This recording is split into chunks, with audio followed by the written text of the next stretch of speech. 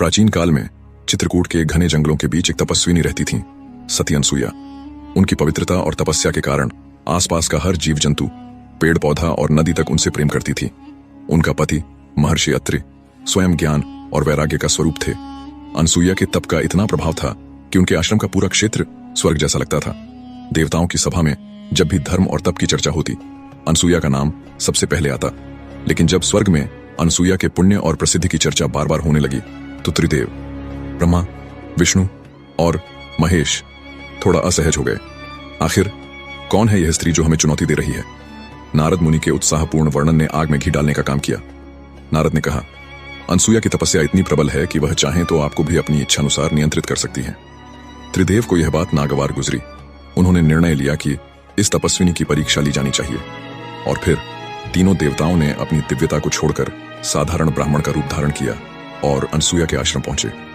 जब ब्राह्मण रूपी त्रिदेव आश्रम पहुंचे तो अनसुईया ने मुस्कुराकर उनका स्वागत किया। आओ ब्राह्मण देवता, यह आश्रम आपका ही है, बताइए कैसे सेवा कर सकती हूं? त्रिदेव ने कहा, हम दूर से आए हैं और भूख से व्याकुल हैं, लेकिन हम भोजन तभी करेंगे जब आप बिना वस्त्रों के हमें भिक्षा देंगे। यह सुनकर अनसुईया पल भर के लिए चौंकी। यह कैसी विचित्र मांग थी, लेकिन उनकी तपस्या ने उन्हें धैर्य सिखाया था। उन्होंने भीतर की शांति बनाए रखी और मुस्कुराते हुए कहा, आप ब्राह्मण हैं, अतिथि हैं, आपके आदेश का पालन करना मेरा धर्म है। अनसुईया ने अपनी साधना और पतिव्रता धर्म का सहारा लिया।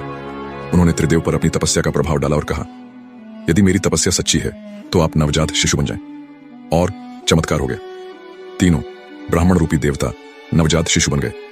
अनसुईया ने हंसते हुए तीनों को अपनी गोद में उठा लिया और कहा, अब आप मेरे बच्चे हैं। स्वर्ग में हड़कंप मच गया।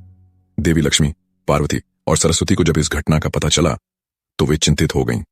अपने अपने पतियों को वापस लाने के लिए वे एकजुट होकर चित्रकूट पहुंची। अनसुईया ने तीनों देवियों का भी आदरपूर्वक स्वागत किया। जब उन्होंने त्रिदेव को नवजात रूप में देखा तो मुस्कुराते हुए कहा, माताओं, आपके पतियों ने मेरी परीक्षा ली थी, लेकिन अब ये मेरे बच्चे हैं। देवियों ने कहा, हे सती, हमें त्रिदेव को उनका असली स्वरूप वापस चाहिए, कृपया उन्हें क्षमा करें। अनसुईया ने कहा, मैंने उन्हें सजा नहीं दी, मैं तो केवल एक मां की तरह उनकी सेवा कर रही थी। उन्होंने अपने तप से तीनों शिशुओं को त्रिदेव के असली रूप में बदल दिया।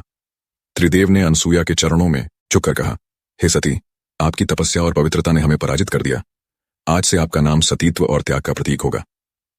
इस घटना के बाद त्रिदेव ने अनसुईया और अत्रि अर्षि को एक वरदान दिया। उन्होंने कहा, आपके पुत्र त्रिमूर्ति का स्वरूप धारण करेंगे। और इस प्रकार उनके पुत्र के रूप में दत्तात्रेय का जन्म हुआ, जो त्रिदेव का ही अवतार माने गए। इसलिए कहा जाता है